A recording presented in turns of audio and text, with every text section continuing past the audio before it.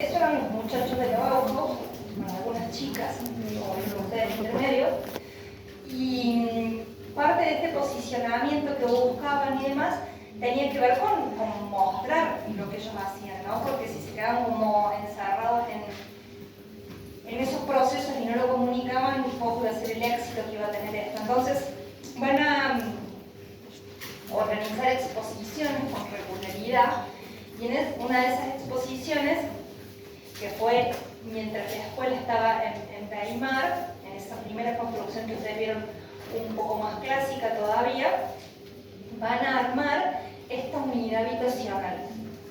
Y esta unidad se va a convertir en uno de los objetos que ellos van a mostrar.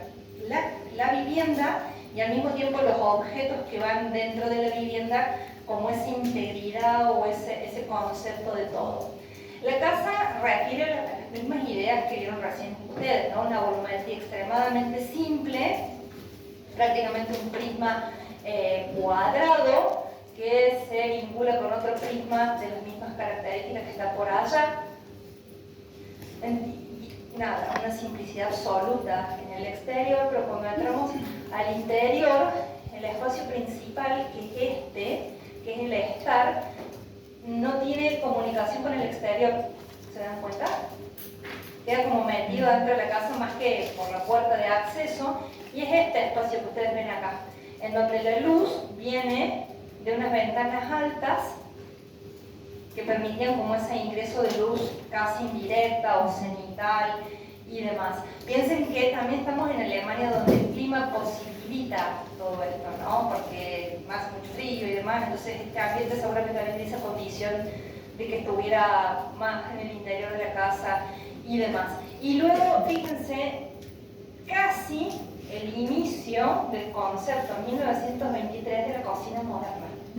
Piensen que antes de esto, la mayoría de las cocinas eran cocina a leña, esas cosas negras que había que cargarlas por delante y demás, todo lleno de tizne, porque el fuego ese va tiznando todo y deja el espacio todo negro, sucio y demás, casi sin agua corriente, donde el agua se traía y se ponía en recipiente. Entonces este concepto de modernidad en la cocina es realmente revolucionario y va a llevar a un desarrollo de una idea durante el siglo XX que emula a una que se llama cocina laboratorio.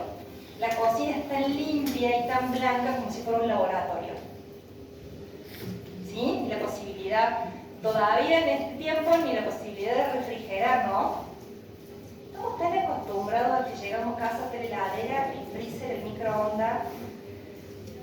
Estamos requete mal acostumbrados a esos conceptos, no pensamos desde cuándo están y qué pasaba cuando no lo había, digamos, ¿no? Entonces, la cocina, ese espacio se ha diseñado por dos mujeres. ahí está, gracias, despierta. Ahí está, Melissa Ote y Shihar, que se llama. Entonces la cocina hecha por dos chicas de la Bauhaus. Sí, eso era como proyecto donde tenía como varias áreas, que la mayoría como de exposiciones de la Bauhaus, así. Cada espacio era destinado a un alumno. A un alumno para que el alumno lo desarrollara. Claro, por ejemplo, a los espacios, esas casas, que todo lo que sea las partes de las cocinas o el mobiliario infantil, siempre han sido espacios donde de las mujeres. Como una especie de casa foda de la Bauhaus. Sí. Cada espacio lo hace un estudio o una persona. Y la otra cosa que está bueno es ver como esa interrelación con los objetos de arte, ¿no? Estos objetos utilitarios con un sentido de arte, los bancos, las sillas y demás, todo lo que ustedes veían hace un ratito en el video. Esta es, digamos, la obra emblema en el periodo de Weimar, y luego el mismo Gropius va a construir cuando se trasladen a Dessau. Todo esto siempre tiene trasfondos políticos, ¿no? Acá hay un alcalde o un intendente que promueve que esto se instale, que generalmente le facilita el lote, y por eso estos también espacios son medio itinerantes. Las condiciones en Weimar habían cambiado, se trasladan a Dessau con esta cosa por detrás, y el mismo Gropius va a construir esta, que es la obra emblema de la Bauhaus. ¿La conocen? ¿La habían visto en algún material? ¿Alguien que sí? ¿Sí? ¿No? ¿Hay gente que no? ¿Todos sí? ¡Hablen! Así yo no gasto saliva. ¿Todos la conocen? No me acuerdo. Allá dicen que no. No. Bueno, alguien les tomó un JTP o una cosa que les mostró la obra y a los otros no. Sería más o menos así, pero puedo leer. Bueno, hablando esto de lo que decíamos de la modernización formal, a lo que va a llevar Gropius en esta obra es a una articulación de volúmenes puros en los que va a estar trabajando con un bloque, dos bloques y en realidad este bloque hace como una especie de L y un puente que los vincula, muy geometrizado, muy simple, con una articulación muy clara y por acá abajo pasa una circulación. Va a seguir con esas exploraciones que decíamos sobre las formas de generar los paños transparentes. ¿Cómo? Va a seguir jugando con estos volúmenes como él había empezado a hacer en la fábrica Fagus, de desplazar los volúmenes, de romper los parámetros de la simetría, ¿sí? Fíjense como ninguna de estas cosas es simétrica, esto no es simétrico, esto no es simétrico, aunque haya caras que sí lo son, estamos buscando donde es posible romper las leyes de la simetría para generar mayor riqueza volumétrica. Las terrazas planas, la otra escuela de Weimar tenía todavía los techos en pendiente, la forma de aprovechar la luz natural para todos los talleres, porque en realidad lo que estamos viendo acá es una sucesión de espacios de trabajo, donde estaban todos estos talleres, de los que recién hablaba el video. Estas cajas de circulación que siempre van permitiendo la relación con el exterior y dice el mismo Gropius cuando describe la obra, durante las últimas generaciones la arquitectura se ha convertido en una cosa débilmente sentimental, estética y decorada. Nos negamos a aceptar este tipo de arquitectura, aspiramos a crear una arquitectura clara, orgánica, de una lógica interior radiante y desnuda, libre de revestimientos engañosos. ¿No les suena algo de lo que dice Loos en Ornamento y Delito? Libre de revestimientos engañosos y de triquiñuelas, queremos una arquitectura adaptada a nuestro modo de máquinas, receptores de radio y automóviles rápidos, con la creciente fuerza y solidez de los nuevos materiales, acero, hormigón y vidrio, y con la nueva audacia de la ingeniería, la pesadez de los antiguos métodos constructivos está dejando paso a una nueva ligereza y espacialidad. Por eso les señalé que también en Gropius se da no solamente lo formal, en ese despojo de la decoración, en ese juego de los volúmenes puros, y en empezar a dejar el aporte del material como parte del lenguaje, las características del material como lenguaje. También él va a señalar las posibilidades que están dando los nuevos materiales para esta arquitectura, por eso la modernización técnica también. Bueno, vamos a llegar al último señor, así les queda tiempo de terminar el partido. Bueno, ¿qué vamos a ver en este señor? Que es un personaje... Ahí está, más cómodo. Ludwig Mies van der Rohe. Mies, el apellido de su papá, o sea que en realidad era Ludwig Mies.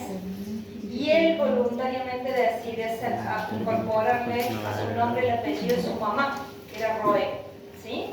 Entonces, así se conforma finalmente el nombre con el que todos nos conocemos, porque él decide agregarle su nombre, el nombre de su mamá, lo que no es una práctica habitual.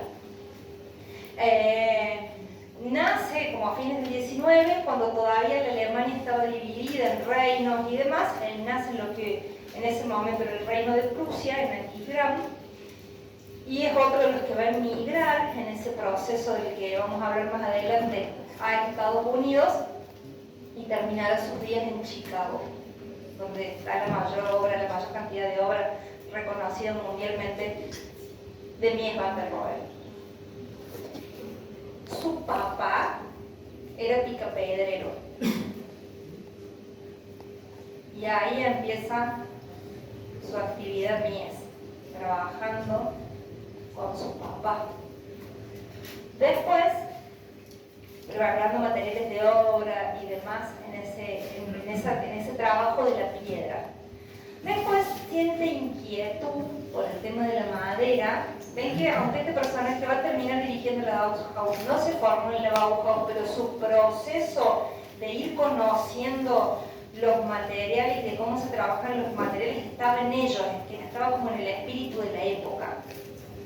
Después trabaja con Bruno Paul, o va de aprendiz al taller de Bruno Paul, que era un ebanista, pero que principalmente trabajaba muebles como con un concepto bastante moderno para la época, ¿no? Muebles tipo modulares y demás, combinando vidrio, cosas que tampoco eran muy comunes en la época, muebles muy simplificados. Él aprende carpintería o el trabajo con la madera con Bruno Paul. Y finalmente, otro más que va a caer al estudio de Peter Behrens.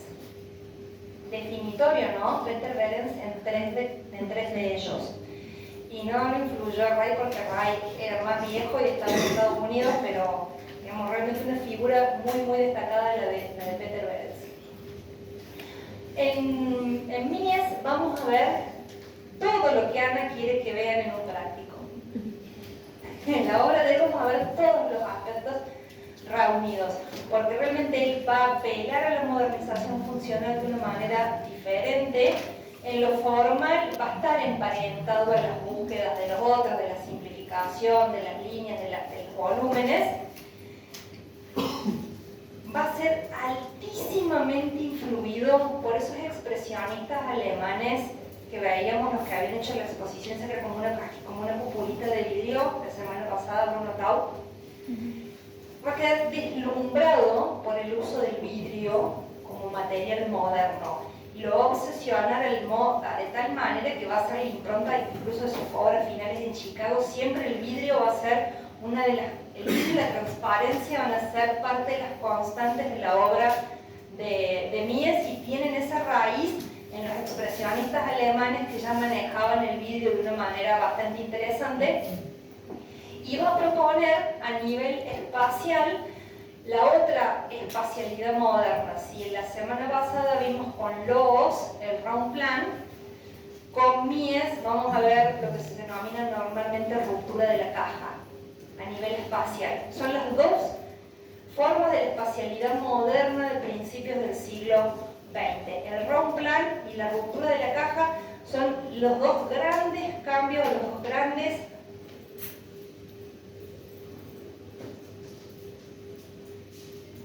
tallidos, digamos, porque no hay una forma de pensar, porque esto sigue siendo, donde estamos, sigue siendo un espacio tradicional. 4 paredes conformando una caja sigue siendo un espacio tradicional. Entonces lo que ellos van a hacer es revolucionario. Cambia todo de alguna manera. Y fue tan revolucionario que, como todas ideas revolucionarias, a veces cuesta haberlas incorporado o sentirlas hasta el día de hoy. A veces nos cuesta pensar en los espacios modernos en estas lógicas. Les dije que las primeras obras, y estoy siendo generosa en la selección, porque dentro de las primeras obras les estoy mostrando las que lo venden mejor a Mies que las que lo hundirían bajo 5 paladas de tierra. Muchas de estas obras no están construidas y están en las páginas del archivo de la Fundación de Mies, y de ahí el material que está extraído acá. La primera obra, que son estas dos imágenes, son una obra en los Países Bajos, no en Alemania, ¿sí? en lo que antiguamente conocimos como Holanda, en los Países Bajos. Es un proyecto que no se construye, bastante temprano, 1913, y fíjense que está, si bien ya empieza a buscar horizontalidad, todavía es sumamente compacta la arquitectura, ¿no? Como bien aferrada a la tierra. Algunos autores señalarán que sobre todo en los Países Bajos, ¿se acuerdan que les mostré una casa de uno de los arquitectos de Stihl que estaba muy influenciado por la obra de Frank Lloyd Wright? Bueno, esas ideas habían quedado dando vueltas, ahora estaba construida y Mies también toma contacto con algunas de las ideas wrightianas, ¿no? Y que pasan de alguna manera a los Países Bajos a través de los arquitectos de Stieg. Luego esta obra en Alemania tampoco se construye, pero empieza a hablar de una modernización funcional, de empezar a salir de ese paradigma rectangular, cerrado de la caja, para empezar a descomponer en distintos volúmenes la arquitectura y también me parece que se empieza a hacer más obvia esa simplificación formal hacia la cual él va caminando lentamente. Entre una obra y la otra hay 10 años de evolución en su pensamiento, mucho, ¿no? Luego participa esta metódica. Estos son, ¿vieron cuando uno participa en un concurso que uno sabe que no se va a construir jamás de los jamases y lo hace casi como un ejercicio proyectual a participar en un concurso porque no vamos a ir a ningún lado con el proyecto? Bueno, más o menos esto tiene esa lógica. Era un proyecto que se iba a armar, o una propuesta que se iba a armar al lado de la estación de trenes en esa calle, en Berlín, y fíjense la arquitectura total, del siglo XIX, total y absoluta, ¿no? Del entorno, y en ese terreno Mies presenta dos propuestas, no en el caso común, presenta dos propuestas. Una que parte como de una idea más geométrica, en la que va facetando o segmentando tres torres. Era una propuesta de un rascacielos en tres torres que se articulan como a través de un núcleo de circulación. Esa sería la idea. Y en esta, que lo trabaja de una manera absolutamente orgánica. Miren lo que es. Todo curva contra curva y demás. Y por acá, dos cajas de circulación